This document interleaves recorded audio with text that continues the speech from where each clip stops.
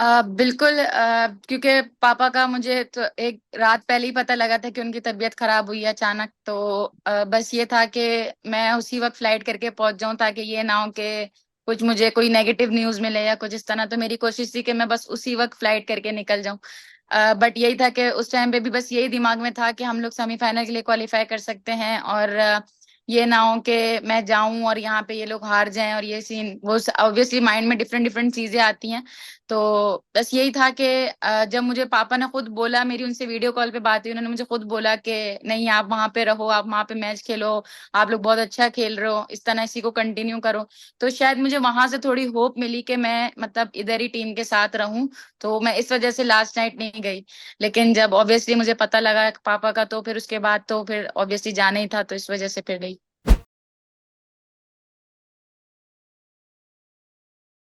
एक तरीके से पापा की ख्वाहिश थी कि वर्ल्ड कप में उनको मुझे देखना था। और एज कैप्टन, जब उनको पता लगा था कि मैं एज कैप्टन हूँ टीम के साथ, तो वो बहुत ज्यादा खुश थे। तो वो यही चाह रहे थे कि मैं अपनी तरफ से इतना बेस्ट करूँ, हमारी टीम जीते, मैं अच्छी परफॉर्मेंस करूँ।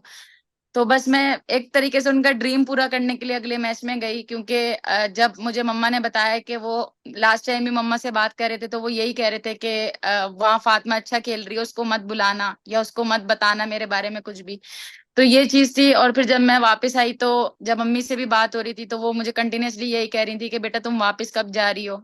बेशक उनकी इतनी तबीयत खराब थी, बट ये था कि वो मुझसे एक दफा उन्होंने ये पूछा, दूसरा दूसरा पूछा, मैंने उनको बोला अभी कुछ नहीं पता। बट उनके दिमाग में भी यही था कि मैं नेक्स्ट वाला मैच जाके खेलूं, ताकि पापा की वो विश पूरी हो और मैं अपना वर्ल्ड कप पूरा कंप्लीट करूं। तो जब नेशनल एंथम में थी, तो यही बस एक माइंड में था कि पापा घर पे मैच नहीं देख रहे। और मुझे लगता है मेरे आज तक का जितना करियर है, फर्स्ट टाइम ऐसा था कि पापा ने मेरा मैच नहीं देखा। वरना अब कोई भी सिचुएशन हो, चाहे मैं अपने कोई अपने क्लब का मैच खेलने जाऊं या 19 का पीसीबी का कोई मैच हो या कोई भी मैच हो, उन्होंने ऐसा कोई टाइम नहीं था कि वो मैच उन्होंने ना देखा हो। तो बस इस वजह से मुझे थोड़ा हुआ इमोशनली, क्योंकि ऑब्वियसली आपको पता होता है आपके घर वाले देख रहे हैं, और आपकी तो यही कोशिश होती है वो आपको ग्राउंड में आके देखें। बट यही था कि वीजेस के इशू थे, तो वो आ नहीं सके। और फिर इस तरह तबीयत खराब हुई और ये सारी चीजें होना, तो बस वही माइंड में सारी चीजें चल रही थी।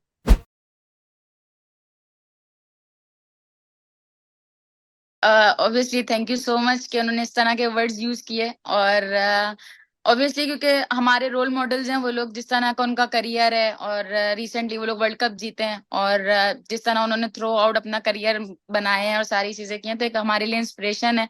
और इस तरह अगर वो लोग इस तरह की कोई बात करेंगे, तो ऑब्वियसली एज प्लेयर अच्छा लगता है, ये चीज है।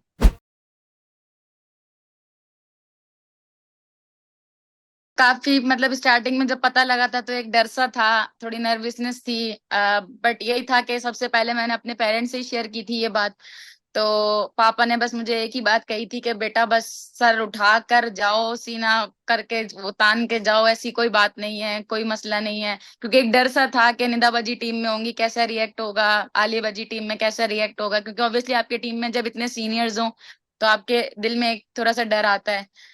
तो बस उन्होंने मुझे कॉन्फिडेंस दिया, फिर कोचेस ने बहुत कॉन्फिडेंस दिया। और वापस टीम में जब मैं गई, कैंप लगा हमारा, तो जिस तरह सीनियर्स ने रिएक्ट किया, तो उससे मुझे बहुत सपोर्ट मिली कि वो लोग मुझे जितना सपोर्ट कर रहे थे। तो एस टीम यही चीज चाहिए थी कि वो सपोर्ट करें, और अल्हम्दुलिल्लाह वो लोग कर रहे थे।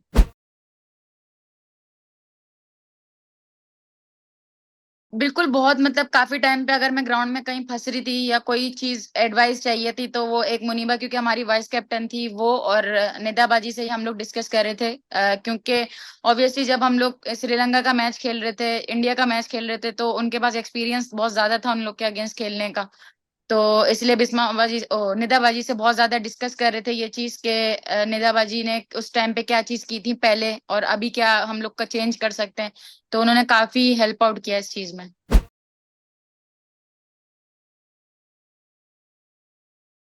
बिल्कुल, कोशिश तो यही है कि अपना प्रेस इतना करूं कि मेरे से बेटर डरे। और यही कोशिश है, अभी वर्क कर रहे हैं उस चीज पे, प्रोसेस में है, इंशाल्लाह इसका रिजल्ट बहुत जल्दी दिखेंगे।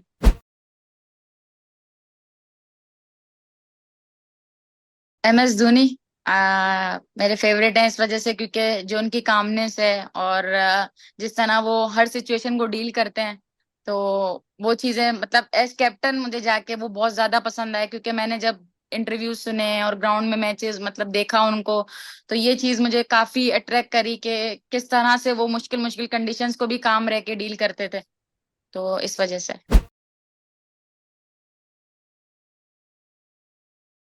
अगर मैं पर्सनली बात करूं तो मेरी इंडियन से फर्स्ट टाइम ही उससे बात हुई है। और वरना प्रेजेंटेशन में और वैसे बात होती थी लड़कियों से, बट ऐसे अलग से आके मिलना और किसी से गिफ्ट मिलना ये फर्स्ट टाइम था। तो मुझे काफी अच्छा लगा, क्योंकि सिचुएशन भी उस टाइम ऐसी थी और उस तरह से कि कोई आके आपको गिफ्ट दे, और चाहे वो जैसा भी हो, बट ये था कि उसका जो मैसेज था वो मुझे बहुत अच्छा लगा कि उसने मुझे दिया।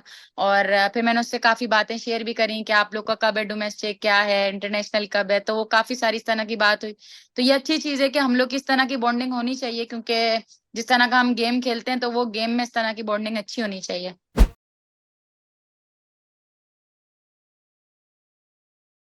मीटिंग तो ऑब्वियसली मेरे अंदर शाइनेस इस टाइम बहुत ज्यादा थी, क्योंकि जब मैं मिल रही थी तो मुझे यही था कि बस मैं अपने जितनी भी चीजें मैं पूछ लूं।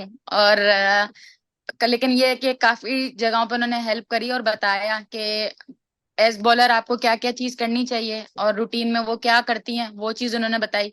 और एक कोच से किस तरह हेल्प लेनी चाहिए वो चीज बताई, क्योंकि हम लोग थोड़ा हेजिटेट करते हैं अपने कोचेस से बात करने में और इस तरह। तो ये चीज अच्छी थी कि उन्होंने वो चीज बताई और उस चीज को क्लियर किया कि इस तरह अपने सर से डिस्कस करके ये चीजें हेल्प आउट हो सकती हैं और इस तरह, तो वो काफी हेल्प आउट हुई मुझे।